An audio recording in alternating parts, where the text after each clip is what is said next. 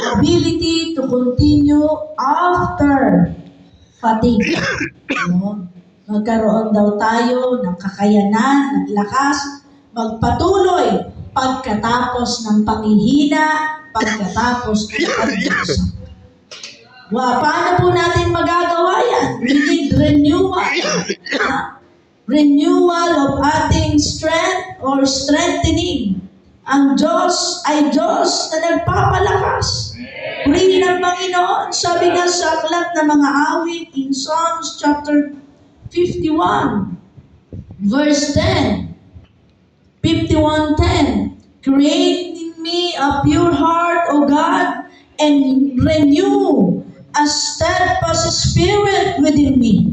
Ano daw ang kahilingan, panalangin ni Haring David? Sabi ng banal na kasulatan, bigyan mo ako, likhaan mo ako ng malinis na puso.